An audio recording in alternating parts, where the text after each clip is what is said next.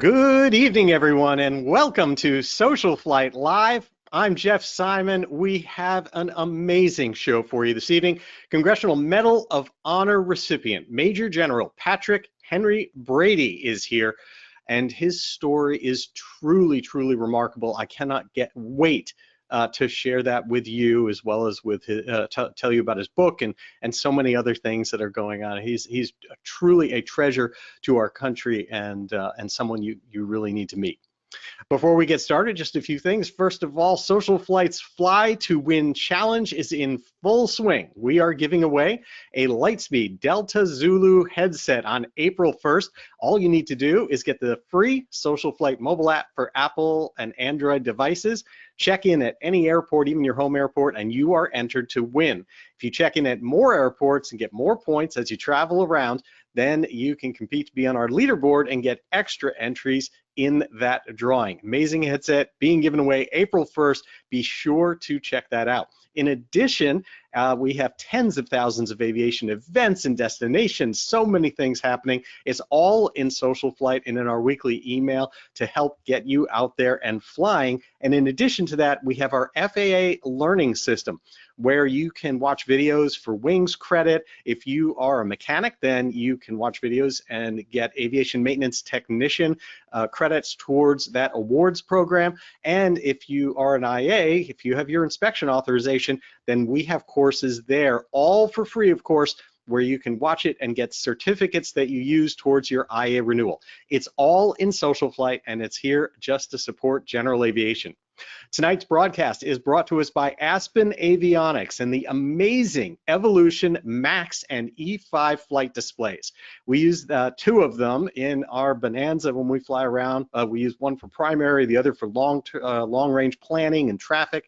It is absolutely fantastic, and we're putting one in that Mustang, that tail that you see behind me. That is also our primary display, is the Aspen in that as well. So be sure to check out Aspen Avionics. They've got some great promotions going on right now. It's all available directly on their website. Now to tonight's amazing guest. Major General Brady is the most highly decorated living veteran, holding both the Medal of Honor and the Distinguished Service Cross. He has earned over 85 medals, 65 combat-related, and 12 for valor. During his 35 years of Army service, he served 2 tours in Vietnam as a dust-off helicopter medical rescue pilot, developing foul weather and tactical techniques for ambulance rescues never before executed in combat. During his service, he flew over 2,500 combat missions and rescued over 5,000 wounded men, women, and children, both military and civilian, from both sides of the conflict. And that's important to what we're going to be discussing here this evening. His helicopter rescue missions began at sunrise and ended after dark. Repeatedly, he was warned by advisors that missions were impossible due to weather, the enemy situation, or mines. But Major Brady convinced them that these life-saving missions could be done, and they had to be done. General Brady's personal story and the story of the men that served with him is chronicled in his book, Dead Men Flying: The Legend of Dust-Off, America's Battlefield Angels. And I would encourage everyone to read this powerful book. It tells a side of the Vietnam War that most people really don't know anything about. I'm honored to have him with us tonight. Please welcome to Social Flight Live, Major General Patrick Henry Brady. I'm going to bring him on the line now. It worked. It worked. Good evening, General Brady. Thank you so much for taking time to join us here on Social Flight Live. I am absolutely honored, and I was truly honored to meet you at the Legends event out in California. Yeah, I appreciate the introduction. I'm too humble to say what an incredible hero I am, but you did a good job. It is chronicled in many places, well deserved, and shown around your neck tonight. So I'm grateful, and thank you so much for your service to our country. I would like to begin tonight by understanding a little bit about what brought you into the service, and in particular into flying helicopters. So if you could fill us in a little bit of what brought you there, and then we'll talk a little bit more about your service time. Okay, when I got out of high school, it was in the mid 50s. And at that time, military service was mandatory. And I didn't know, my dad was with Darby's Rangers in World War II. I didn't want anything to do with the military. Most of us didn't. It was a time of peace and quiet, but everybody had to serve in one way or another. And so when I graduated from high school, I had several scholarship offers to go play football around the Northwest. At the time, I was stalking this foxy chick, and she was going to a university that did not have a football team, but it had ROTC and it was mandatory. And so I thought, damn, I'm going to let her get away, or am I going to go play football? I think I weighed about 150 pounds, so I didn't have much of a future in football. So I made the best decision of my life. I followed the foxy chick. I had to be part of ROTC, and that was it. I didn't do very well for a couple of years. We got married before I graduated, and I kind of got serious about it, but I still never really intended to make it a career. But when I was about 12 years old, I was in a boarding school, and some nice guy came and said, it was on my birthday, I'll give you a 20-minute ride in a kind of like an L-19 bird at Boeing Field for your birthday present. I said, wow. So he did. And from that moment on, I knew that I would fly. It was just a matter of time. That's so cool. I mean, so many people, it seems, have stories where that someone gives them that first flight and they just know it's for them. Yeah.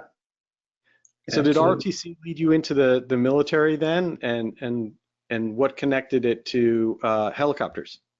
Well, yes. When I was commissioned out of Seattle University, Second Lieutenant Medical Service Corps, and married. And by that time, I had one child and one on the way. I can't even remember how many of them.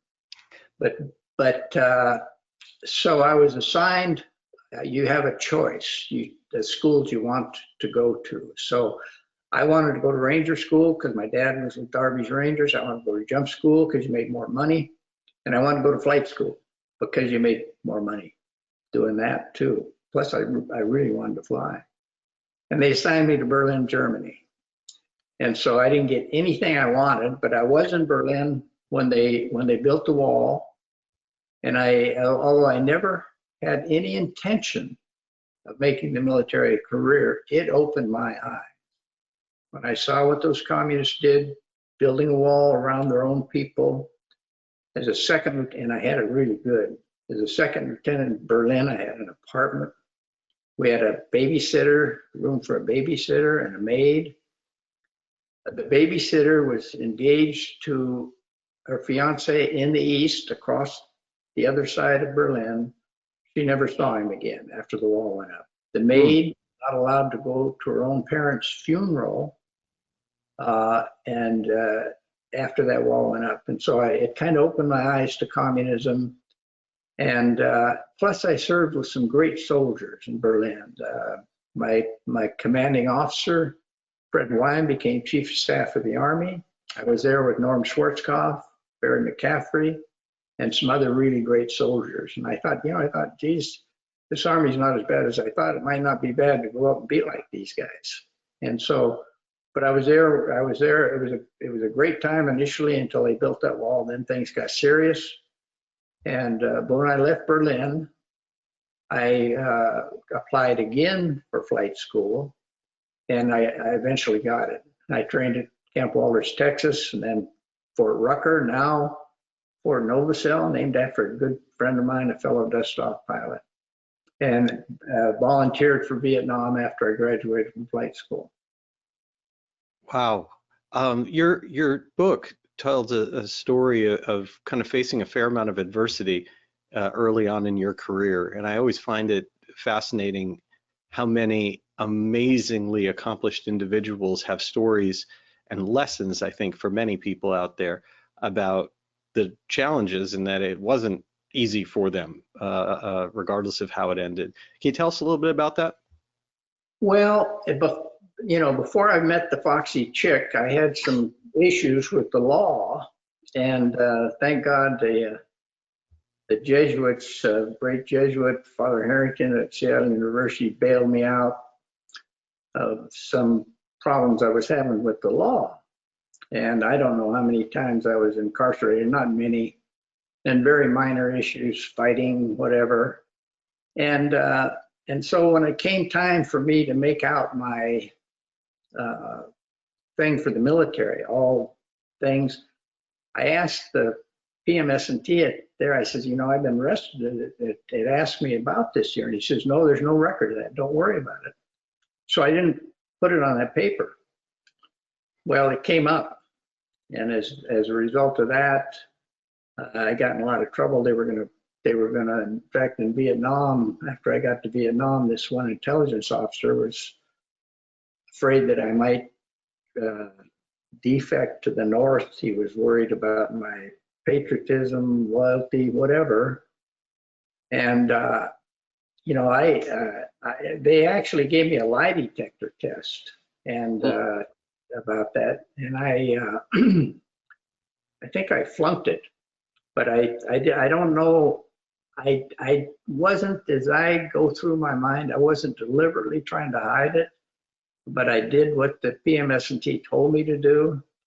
But that in those days, security issues were very, very important. And so the good news about that was that the general called me in, General Stillwell called me in, and they were going to kick me out of the Army. And so I mentioned to Charles Kelly, who was my commander, I mentioned to him that the general wanted to see me. And as you always do, he was a major and I was a captain. And I said, do you want to know what it's about? He said, no. He says, you just tell me how I can help you. That's all I want to know. And so I saw the general, and what they decided to do is there was some kind of a truth serum thing going on. There was a psychiatrist there that could do it. This is crazy stuff. But so they sent me to the psychiatrist, and he did not give me the truth serum, but he interviewed me. We went over the whole thing, and then he wrote a report. I've still got it. And he said, no, this guy's not going to defect. He'll be okay. Now, it didn't hurt that just before that, I was involved in a significant rescue where we recovered two Americans, and we helped some people with some ammunition, and it got a lot of publicity in the command over there. And so they said he's not a threat. We'll leave him in the Army. Wow, that's amazing. Let's talk. You mentioned Charles Kelly. Yeah. Charles Kelly plays a prominent role in your book and is obviously played a very prominent role in the history of air rescue and air ambulance services. He seems like a larger than life individual. Tell me what it was like. What was your role? Because it all starts with meeting him. Yes, he was probably, in my mind, the greatest hero of the Vietnam War. He lied to get in World War II when he was 15 years old. He was seriously wounded. He had a big hole in his leg and almost died in the Battle of Aachen in World War II. And he in the middle of it all, he was court-martialed 3 times. So this was he was a feisty Irishman. So they had a board to see whether or not to kick him out. And after he had been a high school principal and came back in and married, etc., and they decided to let him stay in, and they sent him to Vietnam to command the only dust-off unit in Vietnam, the 57th, which I was assigned to. Now, I'd heard about the guy. He was the only living, and maybe to this day, soldier who wore all 4 badges. The combat infantry badge, the combat medics badge. That's a trick. I don't know how that happened. Aviation wings and jump wings. He had them all. Wow. And he was not in a good mood when I met him. He had just been in operation, or helicopter assault operation over the South China Sea. One of those bananas, H-21s, I think they were, went down in the sea. And amazingly, the crews and everybody got out and they were in the water. And he came up over them, and they couldn't get him in the helicopter. And they were able to pull one guy on his helicopter with a litter, and the rest of them drowned right under him. So I met him that day that happened. He was not in a good mood. And then on top of that, General Stilwell, he was Vinegar Joe's son. He was brigadier general in charge of all the forces in Vietnam at this time. We called him Cider Joe, but not to his face. And he decided that we were not flying very much. Our mission was just Americans. And there was only 16,000 Americans in the country at that time. And so he decided he was going to take our aircraft away from us and put portable Red Crosses on them. And so you just flew them on medical missions. When one came up, you slapped a Red Cross on it and you go do the mission, which is stark raving insane. It's like taking a ground ambulance and using it for ash and trash until something happens. Well, Kelly was out of his mind, upset, and he told us that we would have to prove that we could do it better than anybody else, or we would lose the resource. And so he went to work night and day flying. He started carrying Vietnamese as well as Americans, and eventually enemy as well as friendly. And to try and prove that nobody else flew at night. They didn't understand how we could fly at night. And they, in fact, in those days, now we own the night, but in those days, enemy territory, single engine aircraft, they thought that was too dangerous. But he did it, we all did it. They actually had a study to see how we did it. And they came back with the study and says, don't do it.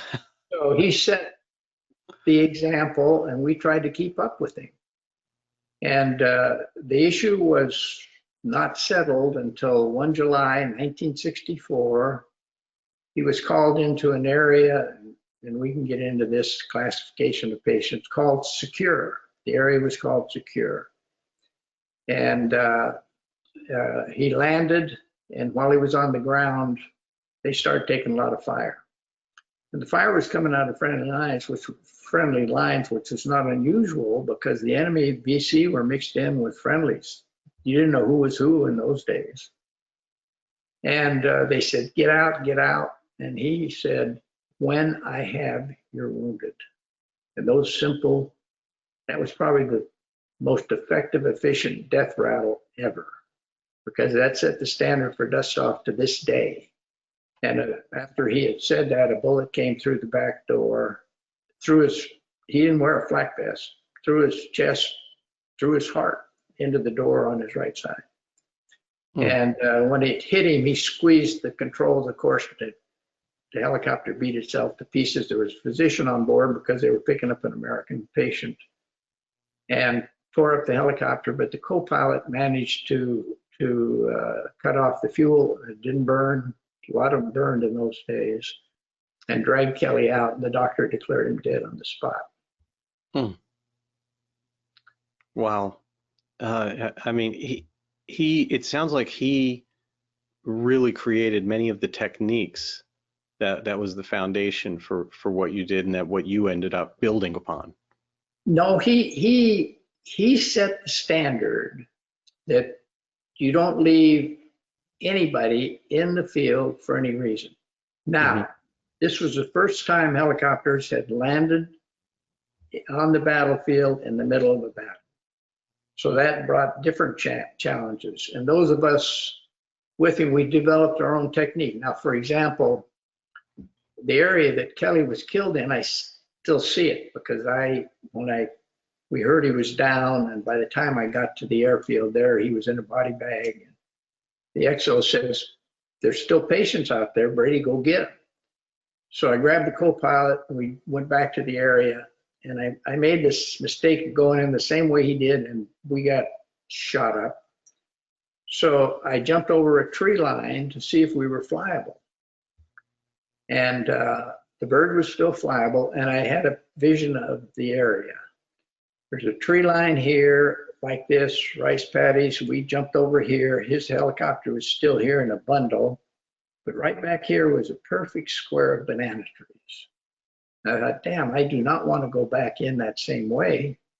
But if I come back around low level and jump over and land in the middle of those banana trees, have them bring the patient to me would be good. And that's what happened. We got out. So that stuck in my head. And from that point on, I started using the terrain.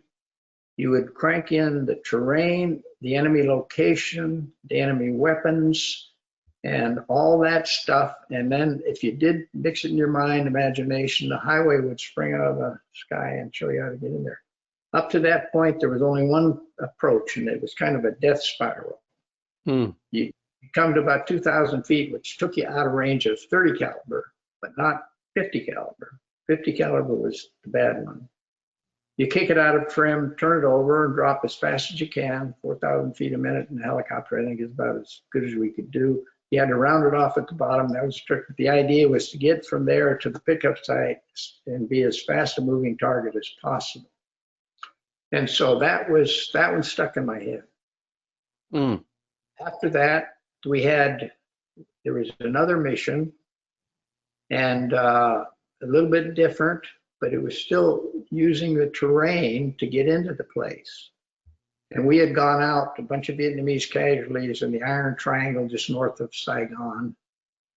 And the first bird we took out there, we lost our servos and we had to make a forced landing in the field. They brought us another helicopter. We went back in, and once again, I'm doing the 500 feet a minute flight school approach, and my co-pilot got shot. So I had to jump out of there, take him to the hospital. I get another helicopter, and I'm thinking, no, there's got to be a better way. And then once again, I visualized the terrain, and there's rice paddies, say the pickup site's here, and there's rice paddies off to the east, but in those rice paddies, there were burns. And in the area, there was elephant grass. And so you would put your eyeballs in the enemy's sockets and visualize what he could see if you were him trying to shoot at you. And so I lost my altitude way over here, told him to hold the smoke. We had some gunships overhead. And then I came in on the deck, jumped over the rice burns. As I got in, I don't think the guy even saw me. And I got in there, turned my tail into the fire. You always did that. And got him out. And so that was another terrain kind of a thing that we used from that time on. But Kelly wasn't much into that. Kelly just went in. He just went in, and there was nothing going to stop him. Now he got shot up a lot, but nothing serious. Nobody got hit on his aircraft until he was killed. So his real kind of contribution to all of that is creating this concept that you almost go no matter what. The priority is the patient. Absolutely. And getting people out of the war zone, which I think the bureaucracy of the military kind of stands in the way of that a little bit. And his push was to do it. Yeah, they didn't then, they do today, because they have algorithms and they look at weather, they look at enemy, and they look at some things that the pilot did in our days. But now you got higher headquarters looking at a bunch of crap that's got nothing to do with the patient or the actual pickup site. And so we were lucky because nobody messed with us, and we could do what we wanted to get the patient out, and we never left anybody in the field. Didn't matter how many aircraft it took. It didn't matter how many flights. Didn't matter if it was night, day, weather, whatever. We were not going to leave that guy in the field.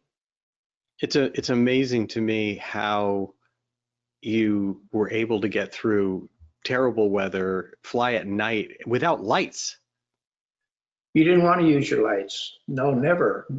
But because it would expose the guy on the ground. Now, the first mission I flew in Vietnam, I wasn't a pilot then. I just wanted to go along. It was a night mission. They said you can ride the water bucket in between. It was a B model. It's much smaller than the H model. And so I didn't take up any space for the patients. And it was Vietnamese at night out in the jungle. And so we went out there. We got all our lights on. And we go into the area, it's a bonfire, and turn on our landing light, searchlight. And went into the area just like a Christmas tree, and bigger. And, you know, as we came out, the tracers just filled the sky and just filled us with holes. And I thought, damn, why did we do that? I mean, why have we got all our lights on? Well, it was regulations. You flew with your lights on. So ever after that, no, we turned the lights out. We turned the console over because in a bank at night, they can hear you, but they can't see you unless there's a light. You can be on a night in the jungle and they can hear you, but they cannot see you. And they don't know where you are from the sound because of the echoes around the trees and everything, whatever. And so from that time on, and you would bring the bird up over the area above the trees, and I would always turn it sidewards, and then I would keep a light, and the light could be a flashlight. One night it was a lighter, flicking a lighter, and sometimes a bonfire, but you never wanted to turn anything on bright when you got close to the light, close to the ground, because it could blind you, and it did on a couple of occasions. And then stop it, and then just go right down, keeping that light between you and the pickup site. So if there's any, and the crew is on the floor, looking out the window, watching the tail rotor, watching for trees and everything. And so it worked fine. It was the safest pickups because you were perfectly safe. Nobody could see you. We had one or two of our aircraft shot up at night, but very few. Wow. Did I understand properly that you'd also occasionally use flares as a technique? Well, that was at night and weather. Mm. The two killers. When I came back my second tour, there was 12 pilots in the unit, and I think 10 of them graduated from flight school on the same day. They had 200 hours, and they're going to be 1 month later. They're going to be flying missions in combat. There was no checkouts. We didn't have time for that stuff. And so I thought, oh my God. And by this time, there was 500,000 Americans. Kelly was the 149th American killed in Vietnam. They were killing more than that every week when we came back the second time. I'm scared to death because I know those young warrant officers are not going to stop until they get the patient, and the weather is going to kill them, and the night is going to kill them unless, and I would fly with them initially, and the other commissioned officers would fly with them initially to make sure they learned something. So the first thing was low valley fog, which was like a 500-foot bank, and we were in the mountains the second tour, which is even worse. First tour a lot in the Delta where it's flat, a lot of forced landing areas. And so I got a call for one afternoon early in the missions, early in the tour, of a young soldier who had been bit by a snake. And he was on the top of a mountain. And so as we went out there, the mountain was in the clouds. It was 0-0. And I thought, good Lord. And so I started to go straight into it. I knew that if I got disoriented, I could fall out in the valley and I would break out. And so I did that several times, and the crew's getting nervous. The guys on the ground are yelling, he's going into convulsions. And I told the crew, we got to try this one more time. And so I went back in, up, and a burst of wind blew me sideways. And I was looking out the window, actually hoping to find a hole in the jungle because I was sure we were going in. And I could see the tip of my rotor blade, and I could see the top of the trees. And so I had 2 reference points. Guess what? I knew I was right side up. I turned that sucker sidewards up the mountain. We got the kid, got him to the hospital, and I think he lived. So that was the technique we used in the daytime with low valley fog. It was the technique I used on the day that I got the medal. And that made us invulnerable in the daytime. Now, the night was another issue because they had tropical storms, and we were losing more of our pilots to night and to weather than we were to the enemy in 1967, 68. And so one night, I'm sitting out in the valley, in the mountains, making a pickup, and it's kind of pretty really at night. There's tracer fire going all over and flares coming down, and you're sitting there just kind of enjoying the scenery. And I noticed that there was a mountain, and the mountain was in the clouds. But when the flare came down, I could see a silhouette of the cloud. And so it stuck in my head. And fast forward a few days, the 101st, the Screaming Eagles were out in the valley, and they had a bunch of casualties, and they were serious, and it was in the middle of a tropical storm. And so I thought maybe I could go in low like we did in the Delta and follow rivers in there, but the rain was beating off the windshield. It was just like ink. And we would have the guys lay on the floor and watch for light behind us. And I would look for a light in front of us, and we'd move slowly from one light to the other, and then boom, just like ink. And then I had a picture of this mountain in the clouds with a flare. And so I had a D model Huey. It did not have a good transponder on it. So I went back. I said, give me a H model with the transponder. I know how I'm going to do this. There was an Air Force flare ship at about 9,000 feet. The top of the mountains were 3,000, 4,000 feet. And so I'm going to take another aircraft. I'm going to give myself about 1,000 feet above the mountains and get a vector from radar to the site. And when I get to the site, I'm going to use the flares to circle down through the clouds and the FM Homer to find my way into the pickup site. It worked perfectly. And we made 4 flights in there, and we got them all out. That's amazing. Time on, the day weather didn't stop us, the night weather didn't stop us, but we still had a lot of aircraft shut up. We had, that unit had 40 men in it, and the first tour I was there, we carried 4,000 patients. This tour, 67, 68, with 40 men, we only had 3 flyable aircraft at any one time. 117% of our aircraft were shot up every month. And so with 3 flyable aircraft in a 9.5-month period, we rescued over 21,000 patients. Men, women, children, there's a few scout dogs.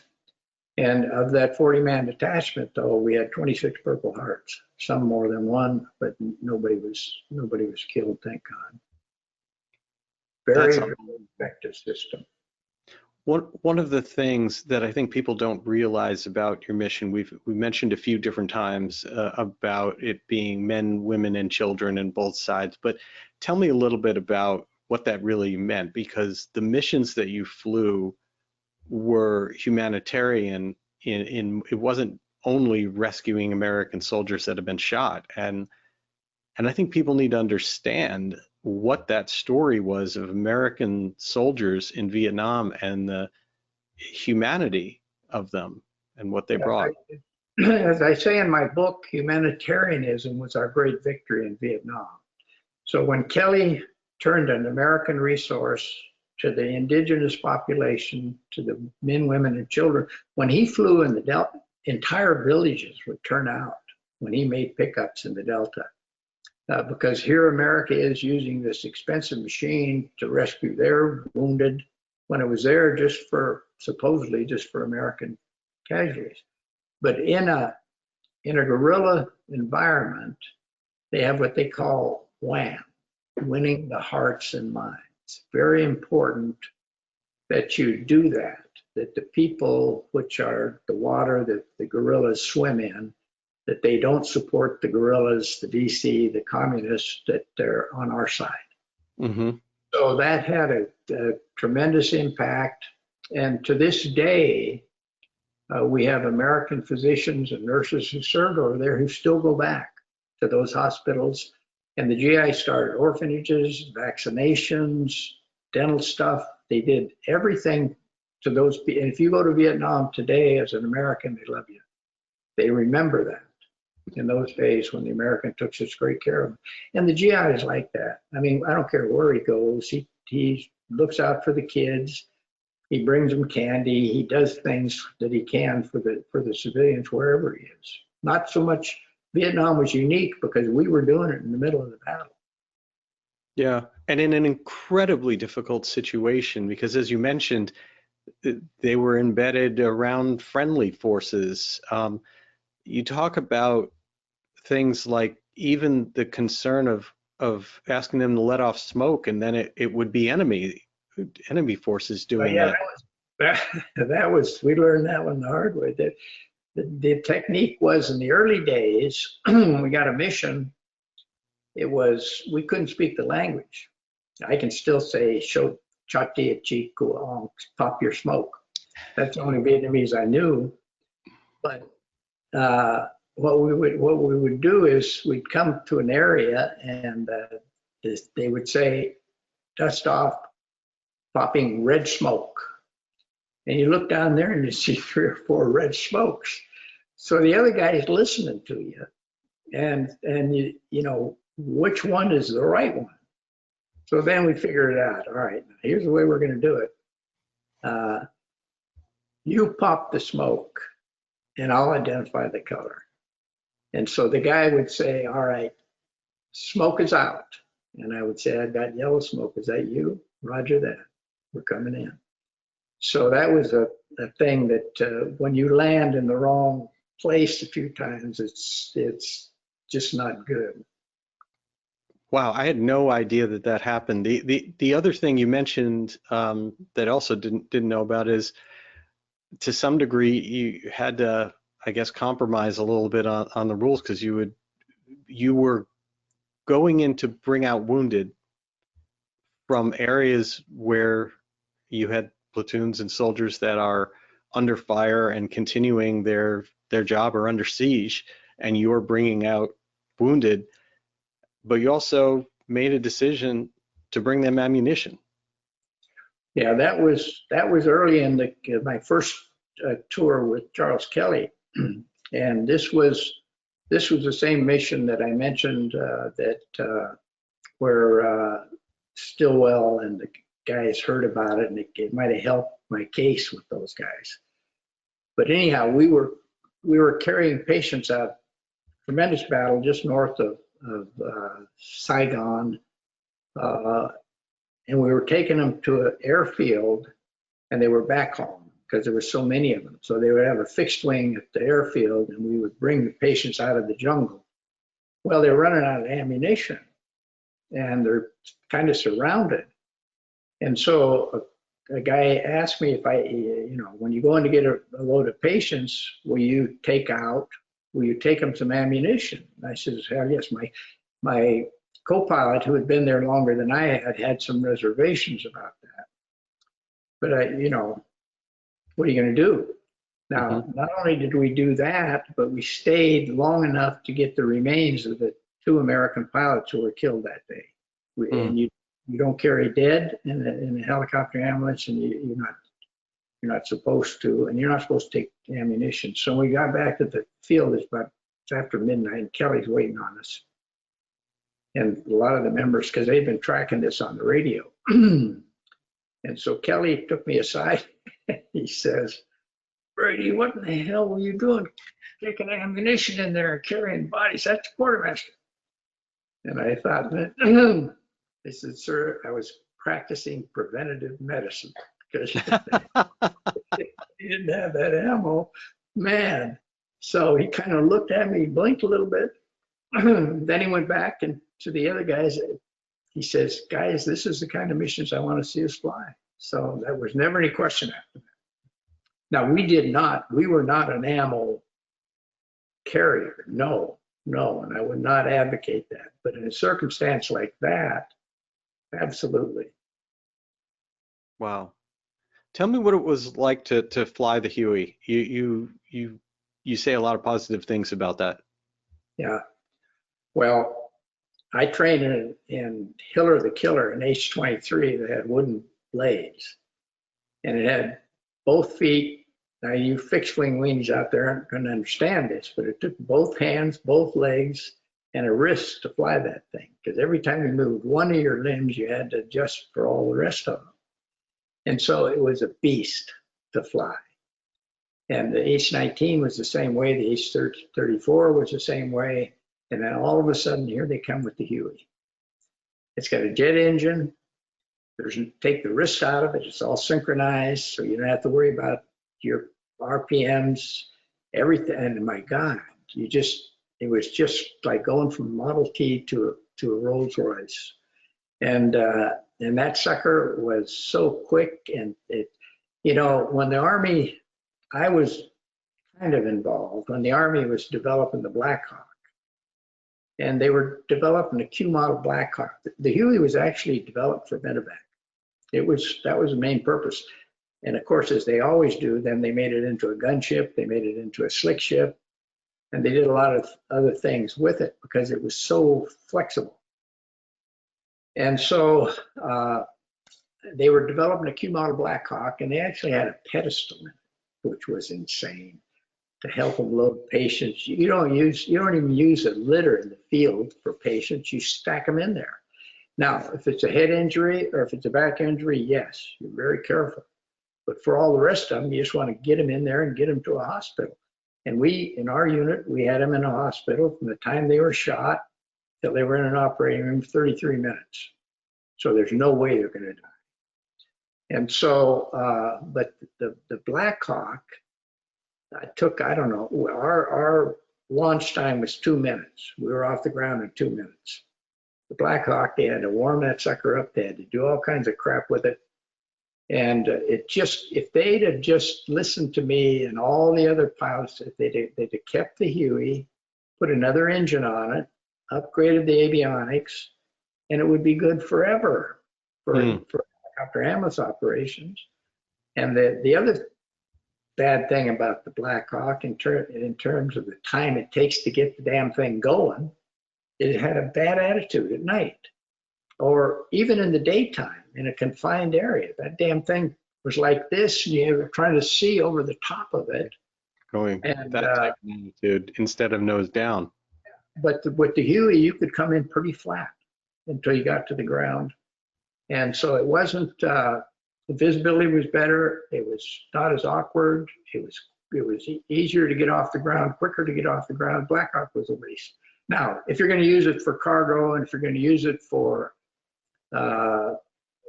troop insertions, and if you're going from airfield to airfield, it's fine. It's safer than, it'll take more G's than a Huey will in a crash. It's more survivable. But no, the Huey was perfect. And to this day, with another engine and upgraded avionics, it would be perfect to this day for medical evacuation, aeromedical evacuation, any terrain in the world. Wow. What's the most patients or the most people you've had on board in a Huey? Well, this is debatable, but I didn't count the patients. My co-pilot did that when he filled out the records afterwards. But one time, he said that we had 21 on board. Another time, he said we had 17. The night we had 17 on board was the night that I picked up Webster Anderson and the action that got him the Medal of Honor. But and that's what they put. That's what they said. Now I only have a radio transmission of one mission that I picked up 12, and that was documented. The rest of them are documented, but all those records were lost. I mean, that's an amazing number of people to get into a Huey, and the idea that you're able to do that. Well, you had to use a certain technique, and I did not go for translational this way. I went for translational this way. if I had a big load on. Now, the H model or the D model, Huey, the gunships, they would have to splash their way through the rice paddies to get to translational. But I found that if I could just get it light on my skids and then punch in right pedal, which does what? Reduces the demand, and then turn into translational. And so I would do that with the load. Wow, that's pretty incredible. Tell me about when you had when you were performing these missions. You mentioned how quickly you could have someone to safety and to medical service. I mean, that's an incredible timeline. Yeah, it took us a while to educate the troops in our area. We went into an area that had a lot of Marines in it, and there had been some dust-off helicopters there, but we brought a whole unit in there, and so we had to educate the troops around us on how to classify the patients, be honest with us, to realize that we're going to come day or night no matter what. You don't have to lie to us about the urgency of the patients. I would do it if I thought the chopper wasn't going to come, but they knew we were going to come. Middle of the night, ringworms, middle of the night, flu, I don't care.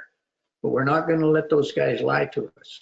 And so with the system where there was complete trust between us and them, and we had a hospital ship, and we had Vietnamese hospitals, Navy hospitals, Army hospitals. It was a perfect area for, and as I've often said, and it's been documented somewhere, that if you were shot in a jungle in Vietnam, your chances of survival were greater than if you were on a highway accident in America. That's how, if we got you to an urgent patient to the hospital, I think the survival rate was like 98%. Such survival rates in Vietnam unmatched in any war before or since.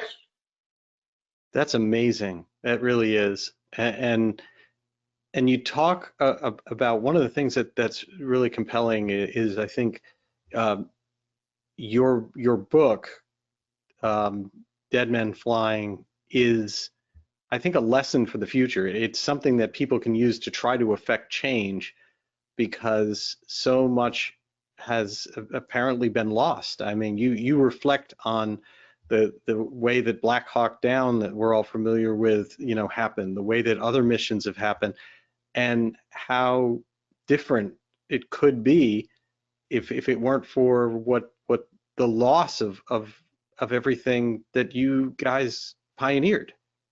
Kelly, he'd be turned over in his grave if he saw some of the things. In our day, the medical resource was under medical control. Now, the aviation community wanted to take our aircraft and control, and the combat commanders wanted direct support. They wanted to control them. We were an area support thing, and nobody controlled us. The division commanders, they could not tell us not to fly or to fly. But now that much of that has changed.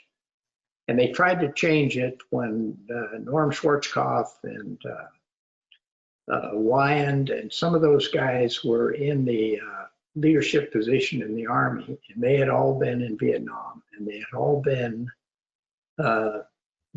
one of the chiefs and the Surgeon General of the Army were evacuated by a dust storm.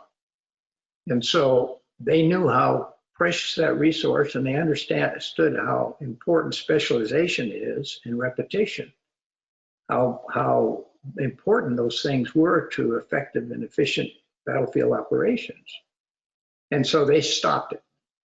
Now, when they went away, and when all the guys like me flew in Vietnam went away, you had people with no experience in that kind of an operation, in that kind of an environment, and so they changed it. And that's just the way it goes. So they will learn all over again sometime in the future. But who knows, they may have robots picking up patients from the battlefield. Well, it's just so sad. I mean, you describe how even when you look at the situation that happened in Mogadishu with Black Hawk Down, that there was a helicopter nearby that didn't have clearance to go get them. Yeah, I knew the pilot, and I also knew Black Hawk Down guy, the guy that wrote the book. He was within, the pilot told me he was within 7 minutes. And having seen it was a built up area, but having seen the terrain around that site, it would have been a no brain pickup. But he was in an airfield and he ran and tried to launch and they wouldn't let him launch. Mm. So that's because, and the other horrible thing was this guy, Bat 21 guy, who was, what the heck, they made a movie about him. Yeah. But he was wandering around in our area, Dusthoff had left. And I think it cost him like 11 lives. Now think about this. The guy has radio contact with everybody. He's out in the jungle, but he's got radio contact. What more do you need? And they couldn't get him out. They could not get him out. But before they lost a bunch of aircraft and a bunch of lives for one man in an area where we'd have had him out in about 5 minutes because they didn't know what they were doing. That really is amazing. Let's before we talk about the Medal of Honor and the museum that's going on, I do want to show the book and make sure that people know how to do it. The book again is Dead Men Flying: Victory in Vietnam and the Legend of Dust-Off, America's Battlefield Angels. It's available on Amazon. It's available through major bookstores. It's available just to listen to as an Audible book.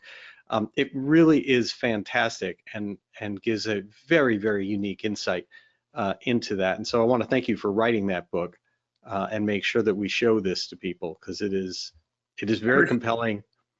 Yeah, you bet. What was it like, the process of writing the book? Well, I had no intention when I came back from Vietnam. We came back, we went on with our military career. We never gave it a thought. And then we had a reunion.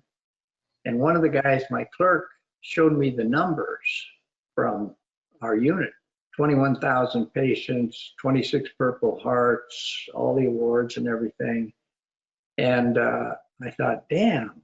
And the humanitarian side of it and Kelly. And so when I saw those numbers and the fact that the media never covered that, it didn't meet their narrative, you never heard one word. I mean, this recent movie they made about Vietnam, this Ken Burns guy, I know the guy, but he did a bad job on that. And never in the whole book did he ever talk to a pilot from Vietnam or Dust-Off pilot. Never in the whole book did he talk to any Medal of Honor recipient from Vietnam.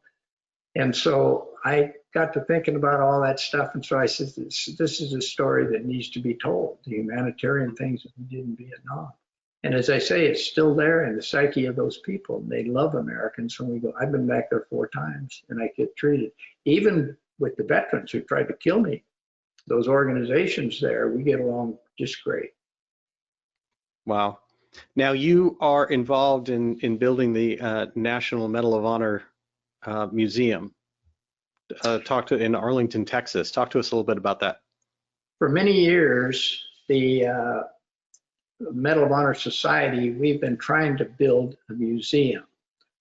We had our reunions over the years, and all they were was a drunken gathering of Medal of Honor recipients back to the Indian, not the Indian Wars, but the Boxer Rebellion when I joined.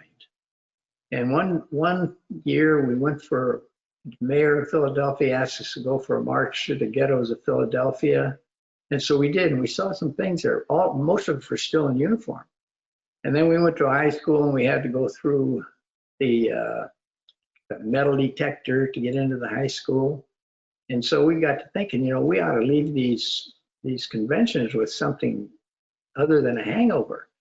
And I'll tell you, when you party with guys like Commando Kelly, Scooter Burke, Chief Childress, and some of those world-class World War II drinkers, it's embarrassing. And so we started a character development program where we realized that the medal does not make us special. It makes us beholding. It makes us it allows us to do special things. And it wasn't important what we did to get it, but more important what we did with it. And so we began to teach the young people the keys to success in life, the keys to happiness in life, and how the value side of valor was more important than the valor. Heroism is interesting, but it's only useful in as much as it's inspirational. And so the goal was to build a museum representing all the recipients down through the ages and focus on the educational aspects of their mission. And I used the story of Webster Anderson. I don't know how much time we got. Not much. Okay. Go ahead. Okay. This is a story I used to tell, to talk about patriotism.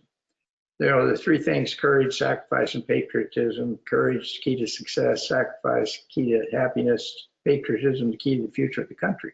And we go into vignettes about those. And when I talk about patriotism, I talk about this great black soldier, Webster Anderson, big, powerful artillery guy. He's on a mountaintop in Vietnam during a tropical storm. And in the initial attack, the communists pretty much took off both his legs. He kept fighting.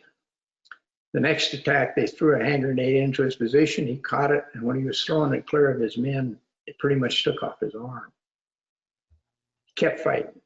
I flew in that night, and I picked up, using that technique, the flares, and picked up Webster and what was left of his unit, all his wounded, and I took him to the hospital. Amazingly, they saved his life, but not two legs and not one arm. And he was awarded the Medal of Honor for that. So he thought I saved his life. The physicians, we became very close. And so we would go and talk to kids in schools. And we're in one school in Oklahoma, and a young man raises his hand and says, "Mr. Anderson, knowing what you know now, that it would cost you two legs and one arm, would you do it again?" And Webster raised his one good arm and he says, "Young man," he says, "I've only got one arm left, but my country can have it anytime they want."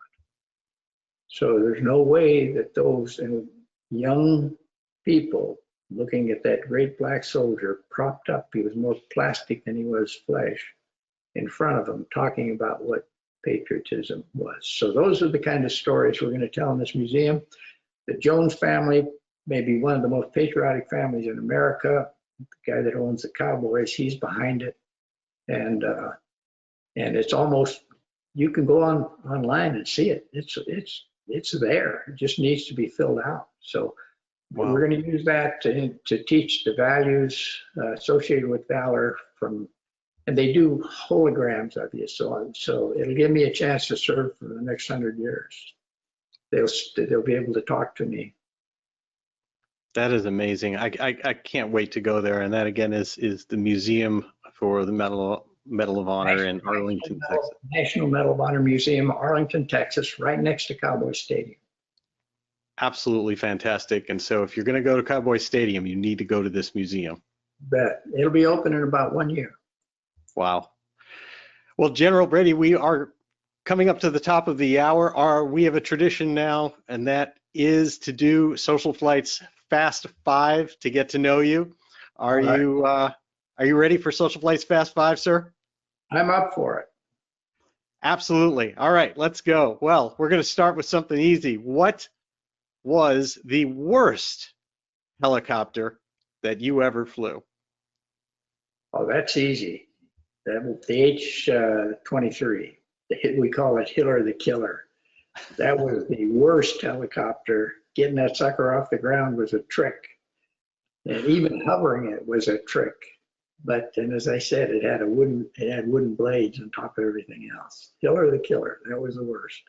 Hiller the Killer. All right. Well, that's a good one for everybody to look up there.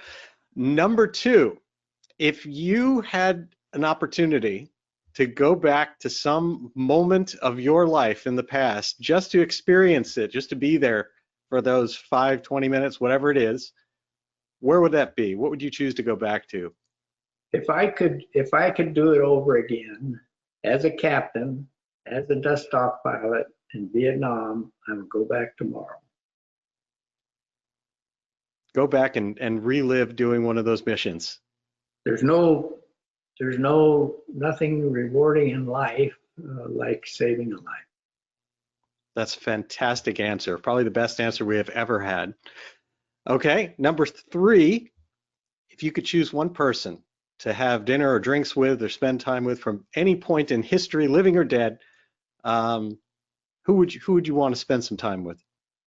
Well, of course, Jesus would come first if he could do that, but my wife would be a close first. If I could just be with her again, that would be great. That's a wonderful answer as well. Number 4, if you had the chance to go back and give some advice, say something to your younger self in your teens or in your 20s and send some advice back, what advice would you give? Stay out of trouble. And just stay the hell out of trouble. That brought me more grief in my career. I mean, it almost ended my career. Wow. All right, and our last question is part of SocialFlight's Fast 5. I like to end with a little bit of levity.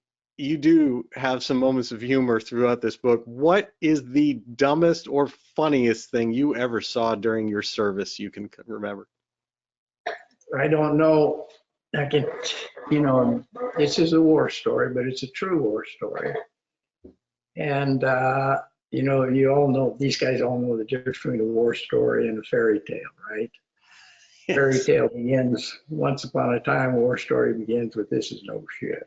So this is no shit. I'm flying with this young warrant officer one day, and we're going in to make a pickup. And we use the terrain, we drop into a dead riverbed, jump over the trees, turn around. And if you've ever been in a deal like that, all kinds of confusion, all kinds of shooting, people are yelling, jumping, running around. You're just trying to get those patients on board, but you're sitting way up here. And if you, I think most pilots know what pucker is. Pucker, you're all puckered up. Pucker is when the cheeks from the lower part of your body slowly begin to envelop your ears.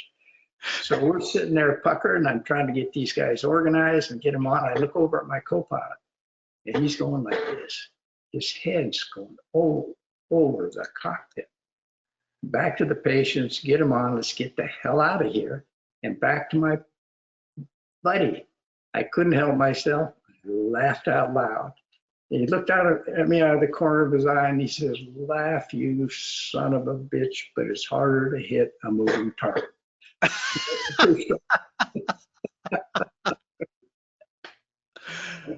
That is excellent. Well, thank you so much for doing SocialFlight's Fast 5, and thank you so much for coming on the show. And more than anything, sincerely, thank you so much for your service. And again, the book, Dead Men Flying, I recommend everyone read this, should be required reading. It is amazing insight into the humanity and humanitarianism of the American soldier in Vietnam.